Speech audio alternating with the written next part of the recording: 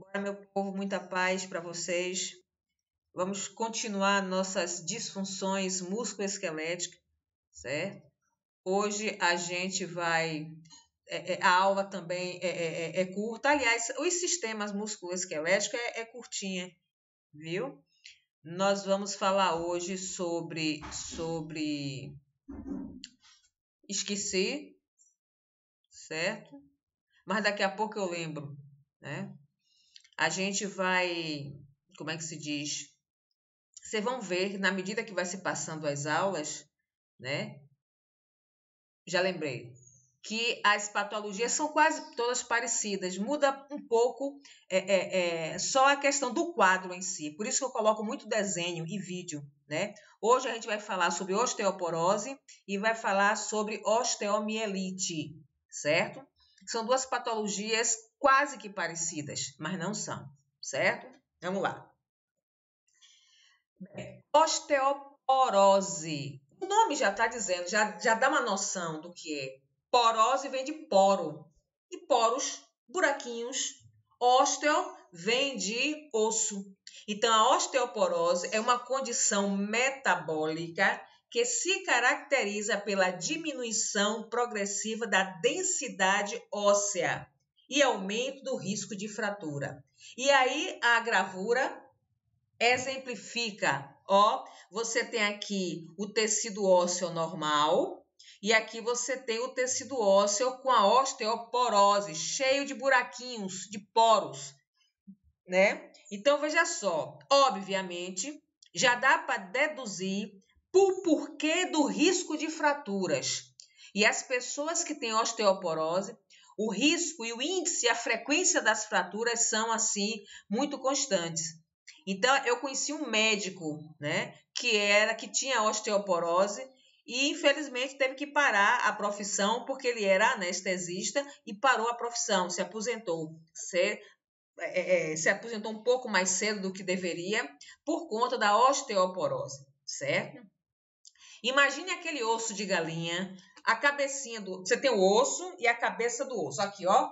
Você tem o osso e a cabeça do osso. Na cabeça ela é mais molinha, né? Você consegue, inclusive, mastigar e engolir. Vamos imaginar que o nosso osso, que tem aquela consistência endurecida, ela vai estar exatamente ali com aquela consistência da ponta da cabeça do osso da galinha, certo?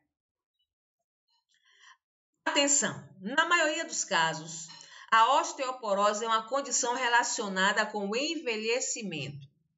Ela pode manifestar-se em qualquer um dos sexos, mas atinge especialmente as mulheres depois da menopausa, por causa da queda na produção do estrógeno, né? Então, os nossos hormônios condizem uma facilidade, uma incidência maior em nós mulheres, certo? É por isso que a reposição hormonal é imprescindível. Eu assisti uma vez uma reportagem falando do tofu. Tofu é um tipo de queijo de soja e que quando você começa a ingerir ele em uma quantidade satisfatória muito antes, né, do processo da menopausa, você consegue um resultado muito bom. Não sei se é verdade, eu vi apenas essa questão da entrevista, certo? E aqui na gravura, ela está falando, ó, aos 40 anos, a mulher aos 70, e ela está falando a questão da coluna. A envergadura da coluna se dá muito mais rápido na mulher por conta dessa facilidade de adquirir a osteoporose, certo? Aí ele está demonstrando como é a densidade óssea aqui no osso normal e no osso com osteoporose. O osso fica mais frágil, não é? E a coluna, ela é muito... por ela ser muito requisitada, existe uma preocupação com ela por conta da osteoporose, certo? Fique atento. Gente, eu acho que eu botei aqui. Mas eu digo, aqui não dá para ver não, mas no slide vai estar melhor. A osteoporose geralmente não dói, a menos que haja um osso quebrado por ela. Ó, vou repetir. A osteoporose geralmente não dói. Então, a pessoa que tem um quadro que já foi diagnosticado de osteoporose, ela não sente dor, a não ser que aquele osso em que ela tem a osteoporose, que pode ser dada em qualquer ossificação, ela pode quebrar e aí sim, por conta da fratura, a dor vai acontecer. Apesar de nem sempre serem dolorosas, as fraturas de vértebras são a causa mais comum de dor prolongada na osteoporose.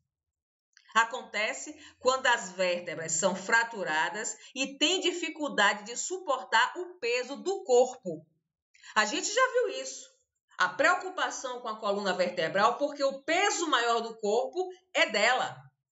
Ela sustenta todo o tronco. Entendeu? Então, assim,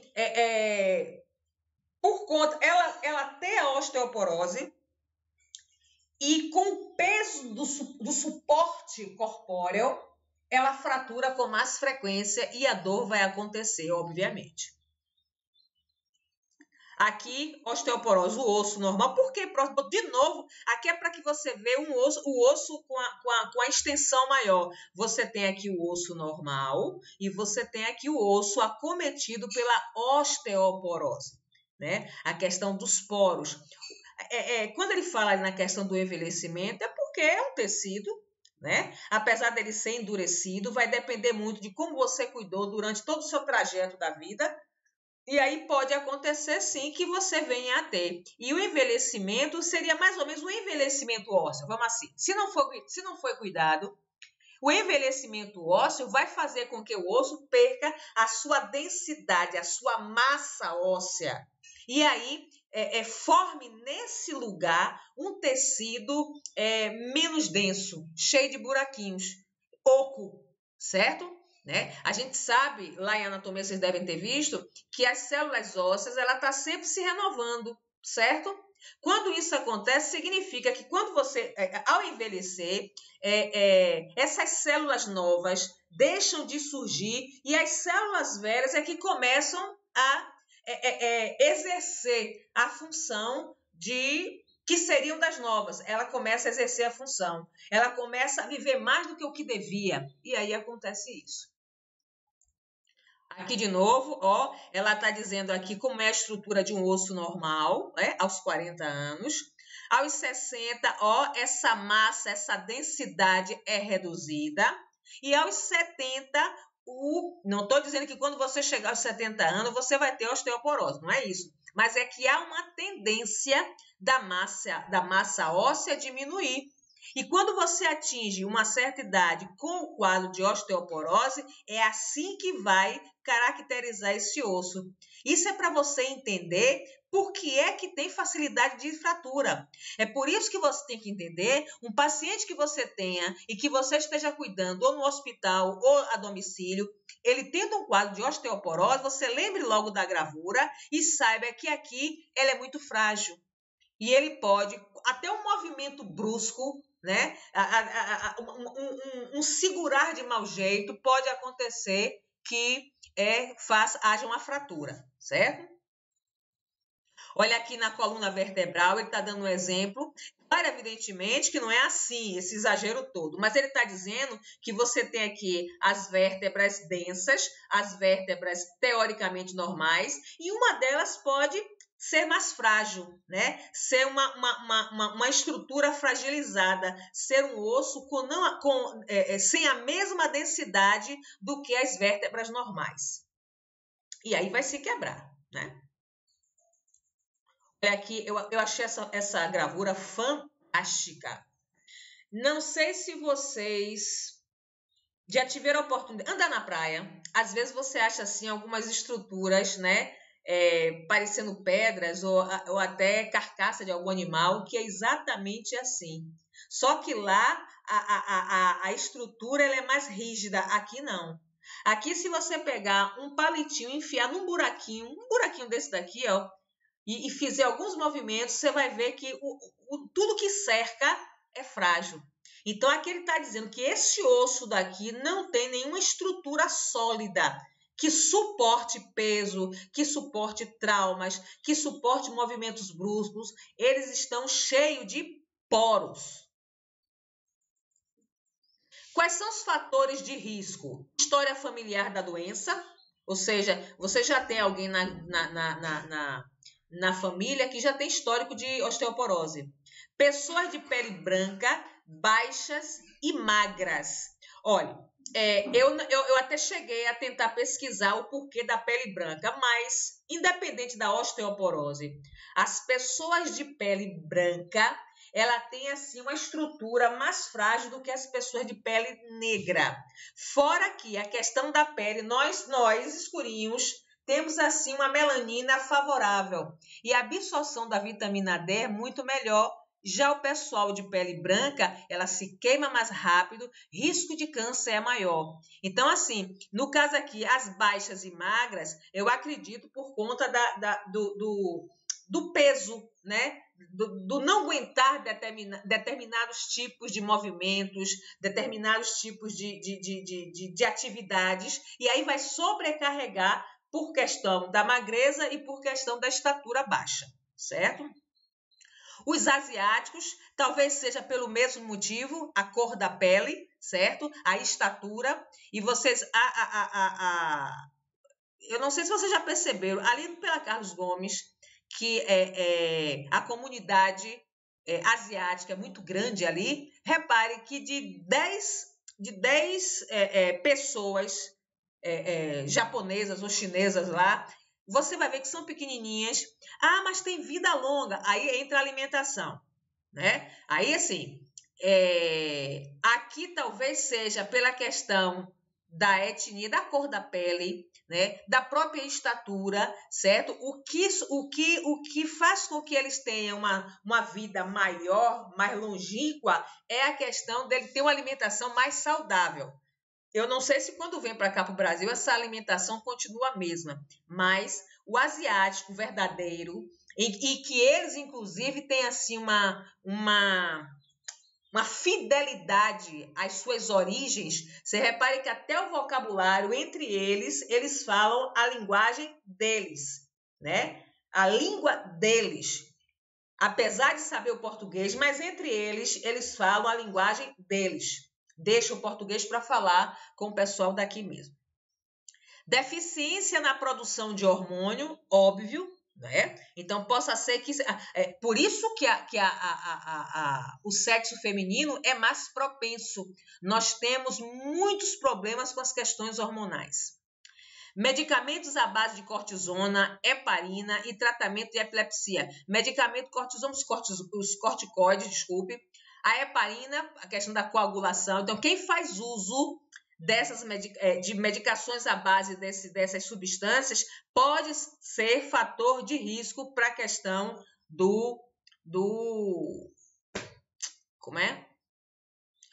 osteoporose.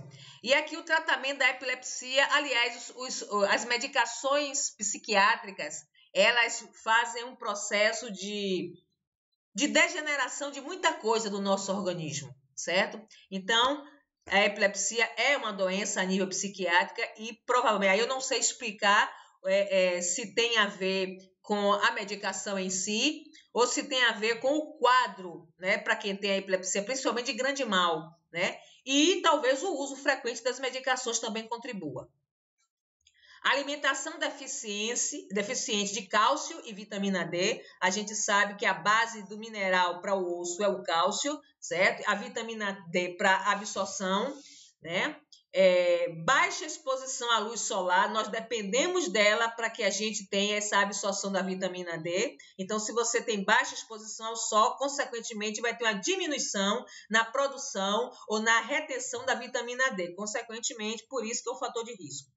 Sedentarismo, vagabundo, quem não gosta de fazer nada, quem só quer estar deitado, quem só quer estar sentado, né? Não exercita, e o exercício é fundamental, né? Para que vocês tenham uma boa estrutura física. Então, sedentarismo é um fator de risco. Tabagismo, sem comentário. Consumo de álcool, sem comentário. Certos tipos de câncer. Algumas doenças reumatológicas, endócrina e hepática. Certo? Então, são esses os fatores de risco para que se tenha um quadro de osteoporose. Qual é a sintomatologia da osteoporose? Eu disse que a pessoa não sente dor. É uma doença de instalação silenciosa.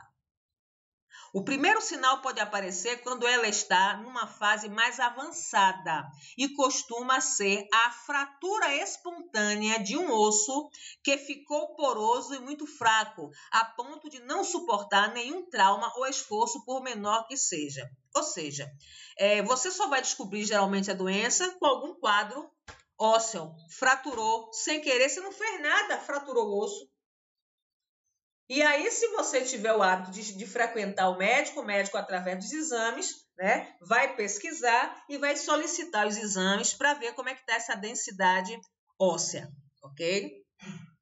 Se você não for se for daqueles que não frequentam o médico, o que vai acontecer? Você vai fazer uma imobilização, né? E vai passando. Quando for descobrir, talvez seja fácil demais, ou seja difícil demais de melhorar o quadro, pelo menos. Atenção! As lesões mais comuns são as fraturas das vértebras por compressão, já falamos nesse instante, que levam problemas de coluna e a diminuição da estatura, e as fraturas do colo, do fêmur, punho, osso do rádio e costelas. Aí eu estou fazendo ver que vocês sabem como anatomia como ninguém. Nas fases em que se manifesta, a dor está diretamente associada ao local em que ocorreu a fratura ou desgaste ósseo. A gente já falou sobre isso. Então, se você tem osteoporose e você está sentindo dor, possivelmente houve uma fratura local, houve um deslocamento local, ok? E o diagnóstico? Densiometria óssea. Certo? Densiometria óssea. E aí eu vou pedir desculpas, porque depois desse slide era para ter o aparelho, eu não coloquei, esqueci, mas eu mando em vídeo para vocês, viu? Por raio-x, é um exame não invasivo, fundamental para o diagnóstico da osteoporose. Densiometria é o aparelho que mede a densidade do osso. Ele possibilita medir a densidade mineral do osso na coluna lombar e do fêmur para compará-la com valores de referência pré-estabelecidos. Esses valores, me perdoe, eu não sei. Aí talvez quem possa responder para você seja um ortopedista. E os resultados são classificados em 3 faixas de densidade decrescente. Ou é normal, ou tem osteopenia, que é uma osteoporose leve, né? Que a osteopenia é a perda da massa óssea, e a osteoporose propriamente dita. E aí vocês vão ver aqui que, se olhando aqui para a gravura, você consegue diferenciar a normal da osteoporose. Mas repare que parece um pouquinho a osteopenia com o osso normal. Ou seja, ela tem uns buraquinhos a mais, certo? Tem mais buraquinho do que o osso normal. Se você olhar a osteoporose, os buraquinhos aumentam de diâmetro. Então, a gente pode, inclusive, correr o risco de dizer que a osteopenia é uma diminuição da densidade da massa óssea, mas ela é uma osteoporose leve.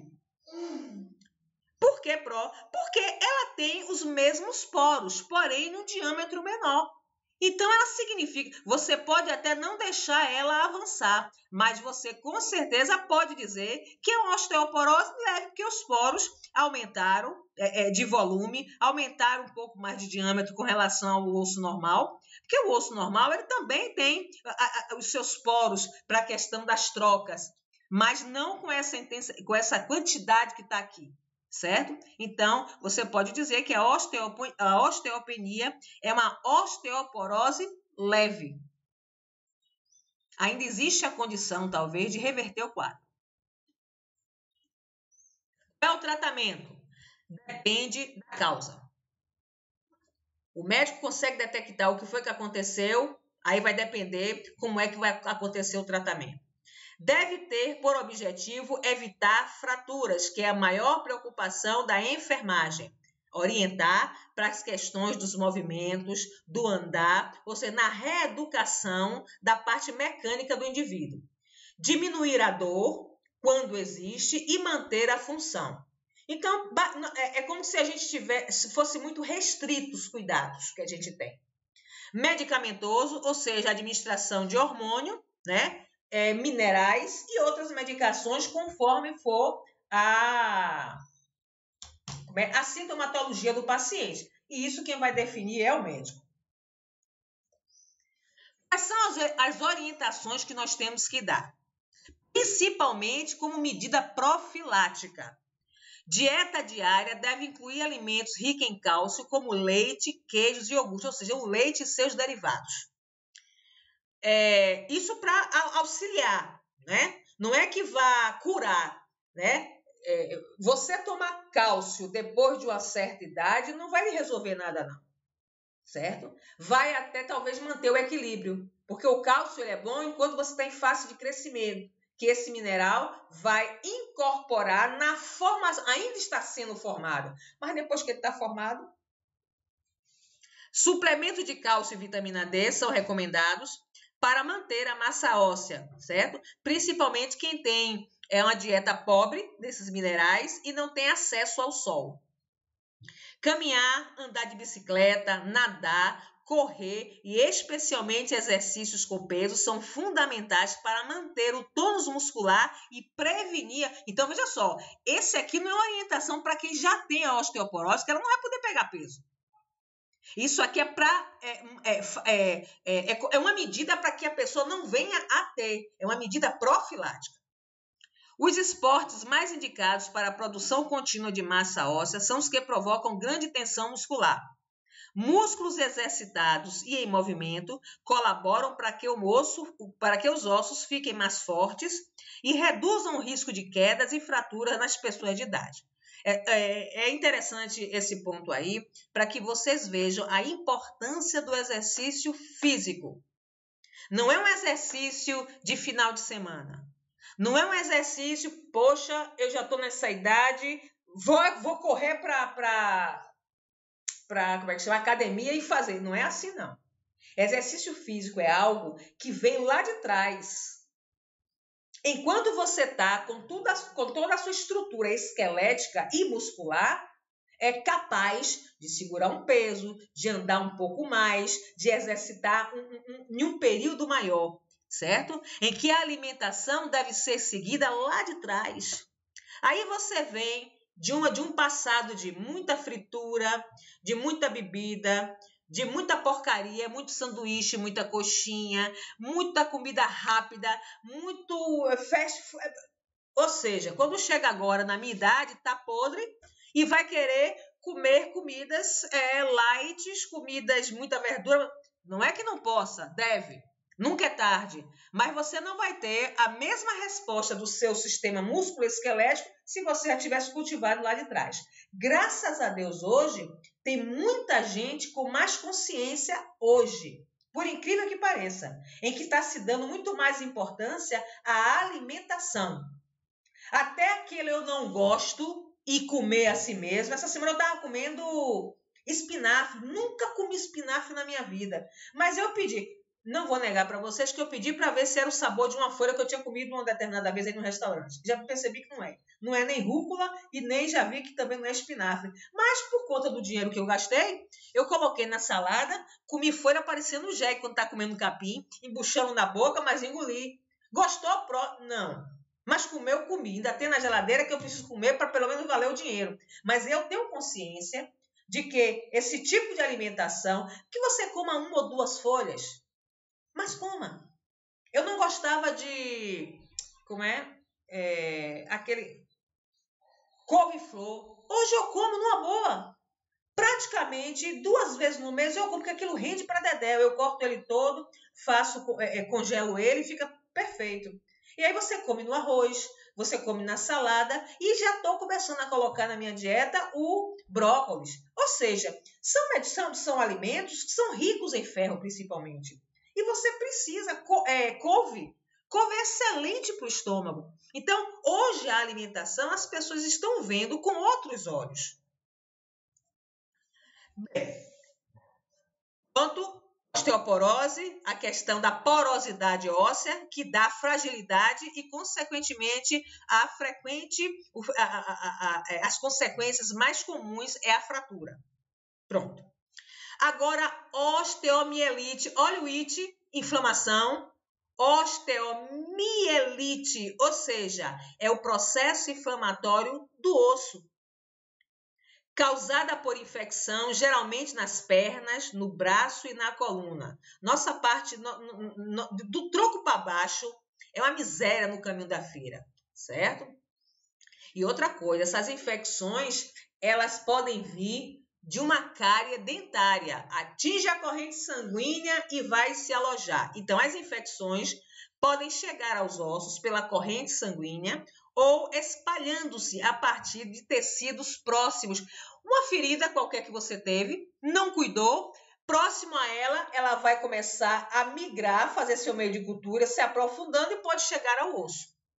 Osteomielite é uma infecção no osso causada por bactérias, fungos ou microbactérias.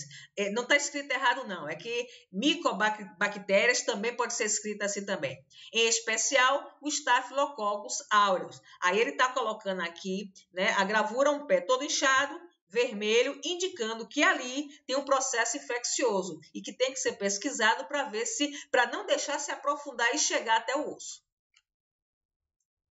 Não quer dizer que essa área aí já está com osteomielite. Às vezes está com inchaço, está vermelho, está doendo. Tem que cuidar para que não aconteça a osteomielite. Eu já tive uma aluna que ela tinha, né? Ela tinha por um acidente que ela teve quando era adolescente de moto e ficou, né? Então, ela de quando em quando ela estava indo ao médico para ver e já estava quase perdendo. Não sei como é que ela está hoje. Linda, minha aluna, linda. É muito jovem, mas ela já estava começando a perder alguns movimentos. Tanto é que ela não fazia educação física, tinha toda tinha toda uma limitação mecânica. Fora que o psicológico dela estava arrasado, que ela tinha muito medo de acontecer alguma coisa séria e ela perder e parar na cadeira de rodas. Não sei como é que ela está hoje. Espero Deus que esteja bem. Aqui a osteomielite de uma gravura, onde ela mostra aqui, onde ela mostra aqui um osso, né, necrosado. Aqui no desenho seria o pus e a deformação, como o osso já se apresenta. É como se ele tivesse inchado, né? Que o osso não incha, mas é como se ele tivesse inchado, então ele deforma e no interior dele já tem um quadro apresentando um quadro de infecção com a presença da supuração, do pus, né? O pus é aquele que demonstra logo em loco que ali tem uma infecção. Ali tem uma infecçãozinha e precisa ser cuidada, certo? Um processo inflamatório pode se tornar um processo infeccioso, certo? Aqui ao vivo e a cores, você tem aqui, ela aqui ao vivo e a cores e aqui através do raio-x, certo? Ó, para você ver o estrago que tem. Todo um tecido morto ao redor. Né? Aqui já é o tecido todo necrosado. Eles fazem o que a gente chama de desbridamento. Quem já teve fundamento sabe o que é isso. Você pega uma ferida dessa, você começa a tirar, a recortar, a raspar tanto essa partezinha preta quanto esse tecido. Tudo tecido morto. Não dói não, é tecido morto. Aqui já chegou um pouquinho, toda a estrutura nervosa, que é quem faz com que aconteça a dor, já foi embora, certo? Então, aqui é um processo de osteomielite, é um processo infeccioso do osso, no osso. Aqui, um raio-x do quadril, ó o que você está vendo aqui, ó, exatamente tanto na coxa direita ou esquerda, quanto na coxa direita, já é um processo que você aqui, aparentemente, você pode dizer, não, aqui possa ser um processo inflamatório, mas pela área que está aqui, eu não sei ler raio-x, viu, gente? Mas pela área que você vê aqui, já tomando outras áreas, não seria só um processo inflamatório, certo? Mas aí deve ser pesquisado mais ainda para poder fazer a densitometria, para poder ver se realmente já afetou. Aqui, ó, toda a estruturazinha necrosada, já não tem mais tecido nervoso nenhum, né? Então, aqui você já faz a raspagem e possivelmente quem é diabético tem esses problemas. Por conta de uma ferida, pode ter uma osteomielite. Porque o diabetes tem problema de cicatrização, né? É um dos fatores de risco para a osteomielite, certo? Aqui outra. Para que você bota essas gravuras? Para que vocês vejam o quadro de perto. Essas gravuras, gente, funcionam como se você estivesse no estágio vendo isso em loco, certo?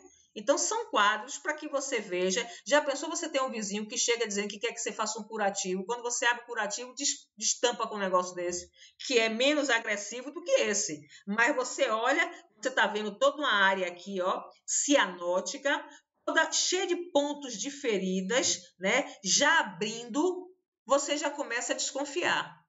E aí, o pé está inchado, pode ver que ele está inchado. E aí você pode desconfiar e pedir para que ele aprofunde os exames, vá ao médico, para que o médico faça as solicitações para poder ter a certeza do que é. Quais são as formas de contaminação? Bom, ele pode ser de doenças infecciosas pré-existentes. Ele aí cita aqui tuberculose, endocardite, pericardite, miocardite, né? Abscessos em qualquer lugar do corpo, qualquer coisa que esteja infectada, o agente que está ali atuando pode migrar através da corrente sanguínea.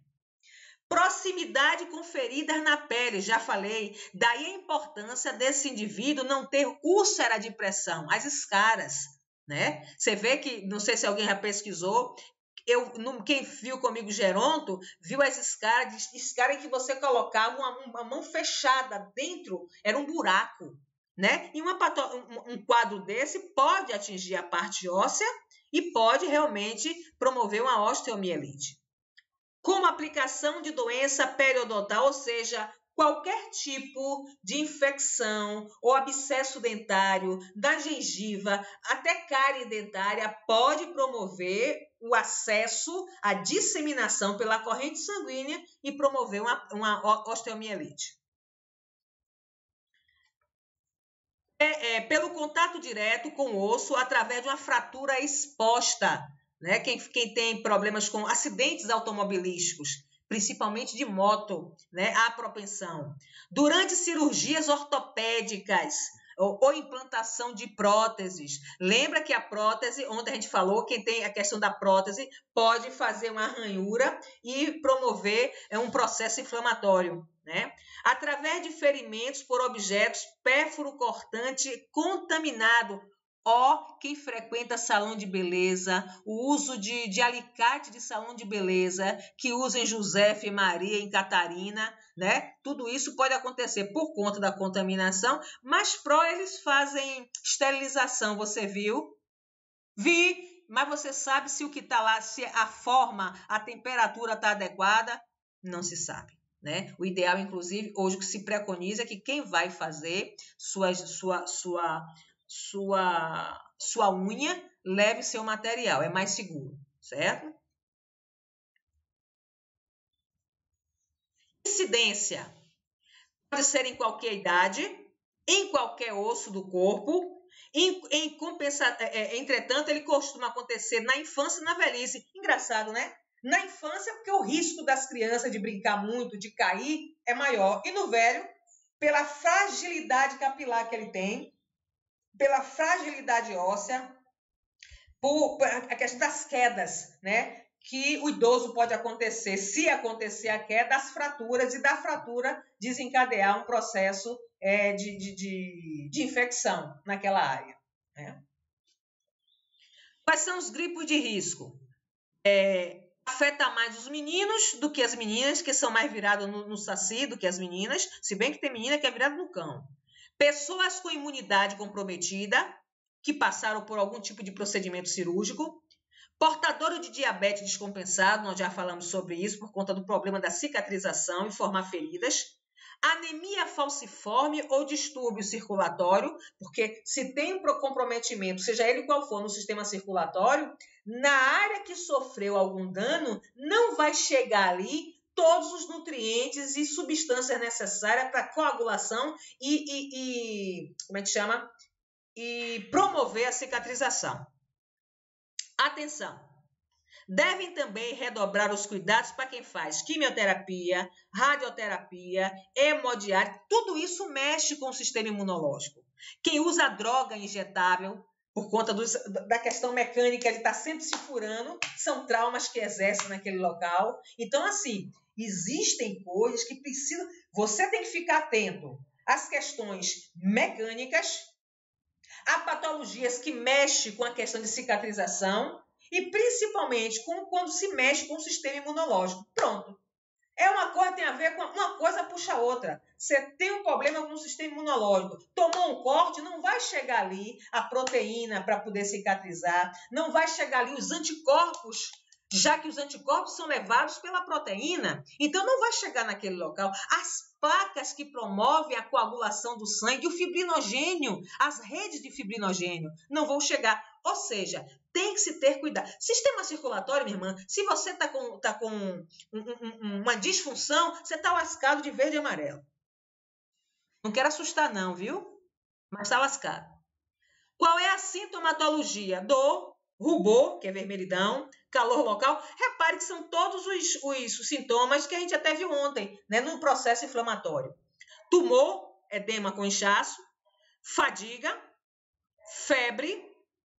A febre está em todas. Se for um processo infeccioso, ela está ali. É ela que vai dar um sinal. Calafrios, por conta da febre. Mal-estar, por conta da febre. E sudorese intensa. Certo? O diagnóstico, como é que você faz? Eu não vou ler não, viu, gente?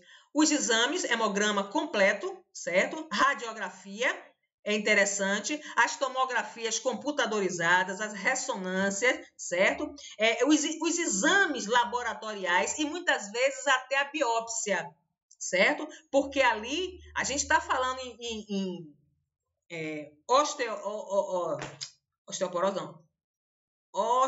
Gente, tem hora, desculpa, mas eu esqueço, eu troco osteomielite. Eu troco osteomielite com osteoporose, toda hora, não tem jeito. Desculpa, mas eu continuo esquecendo, viu? Desculpe. Bem, qual é o tratamento? O tratamento aqui ele vai falar antibiótico-terapia, que o médico vai prescrever. Você vai fazer o desbridamento aqui embaixo, certo? Então, a depender da gravidade da infecção, uma limpeza cirúrgica, esse debridamento pode ser feito ou no momento que faz o curativo ou dentro do centro cirúrgico. Muitas vezes há uma necessidade de fazer uma anestesia, certo? Para que faça como se fosse uma raspagem. Seria uma cirurgia, mas é uma cirurgia diferente em que você vai fazer você não vai abrir alguma coisa, você vai atuar no local que já está aberto, né? E aí talvez tenha que se aprofundar um pouco mais. Você tem aqui a ferida, mas você precisa se aprofundar mais, porque às vezes deu metástase. E assim, gente, um quadro de CA é aquilo ali. Por isso a importância da biópsia, certo? Para se ter a certeza de que ali já deu uma metástase e já está com um CA ali instalado, né? É como se fosse alguns médicos, e eu já ouvi, não um médico da área, mas um médico dizer, isso aqui é o câncer do osso. Ele não era oncologista, mas era um médico, certo? Como eu não sou nem oncologista nem médica, a gente diz assim, ó, ali pode instalar um CA, certo? Quais são as medidas preventivas? A higienização para evitar infecções, manter os pés limpos e hidratados. O pessoal diabético precisa estar sempre com a pele hidratada, porque a pele fica muito ressecada, eu que o diga, né? Muito ressecada e muito propensa, então, a ter uma ruptura do tecido e se instalar uma doença ou um quadro mais sério, né? O uso de sapatos e meias adequados para evitar as lesões, ele chama muita atenção do diabetes tipo 2, né? Que é muito mais frequente, a quantidade é maior do que do tipo 1. Evitar a formação de escaras, já falamos sobre isso, uma alimentação adequada, principalmente rica em proteína, porque é um nutriente plástico, exercício físico para evitar, né, que a sua estrutura esquelética se acomode e através da falta do exercício comprometa a circulação e a frequência da instalação de ferimentos e processos inflamatórios seja maior. não fumar e não ingerir bebidas alcoólicas. Isso aí é sem como é que chama? Sem comentário, tá certo? Esse aí é o nosso último slide. Nós já estamos chegando em final. Inclusive, hoje teria mais 2 assuntos. Mas é que foi o que eu fiz, eu desmembrei para amanhã. Porque como já está terminando, a pena, pense numa pena, né? E parece que a matéria está ficando mais gostosa quando está terminando, né? Bem, muita paz no coração de vocês e daqui a pouco eu mando os vídeos, tá bom? Beijo no coração.